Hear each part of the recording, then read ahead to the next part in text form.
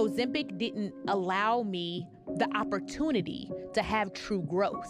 Avant d'aller plus loin, encore une fois, moi, je ne critique pas les personnes qui décident que ce soit faire Ozempic, faire une opération ou acheter des produits comme des thés minceurs, parce que moi, j'ai déjà testé des thés minceurs, des gélules pour maigrir.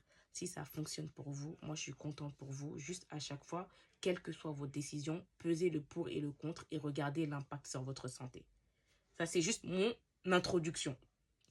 Ensuite, donc juste pour vous expliquer un peu pour celle qui parle anglais, elle, c'est une femme qui, pendant des années, utilisait Ozempic et elle expliquait que le souci avec ça, c'était que c'était une solution temporaire. Pourquoi? Oui, elle a perdu du poids.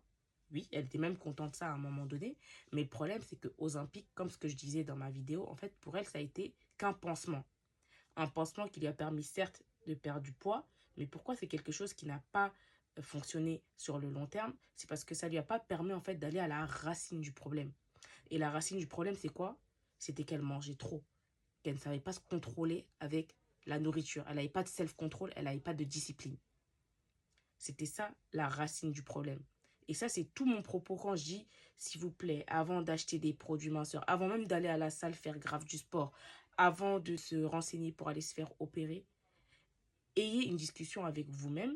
Essayez de développer votre maîtrise de vous-même, la maîtrise de soi, le contrôle de soi, la discipline, parce que ça, encore une fois, ça ne sert pas qu'à maigrir. Dans tous les aspects de votre vie, si vous n'avez pas de maîtrise, je vous promets que vous n'allez pas vivre à votre plus haut potentiel. Je vous promets que pour perdre du poids, une fois que vous aurez compris que c'est vous vous contrôlez, je vous promets que la perte de poids, ça sera plus compliqué comme avant. Parce que je suis la première à le dire, hein. Maigrir, c'est difficile parce qu'il faut de la volonté, il faut changer, mais c'est pas compliqué. Et une fois que vous contrôlez votre esprit, votre corps, je vous promets que la perte de poids... Là, je fais la meuf hein, parce que j'ai eu des résultats, mais ces résultats, c'est après 10 ans de tentatives et d'échecs. 10 ans où je me focalisais à aller acheter des produits, des thés minceurs, des gélules minceurs, acheter des programmes alimentaires sans faire un réel travail sur moi-même.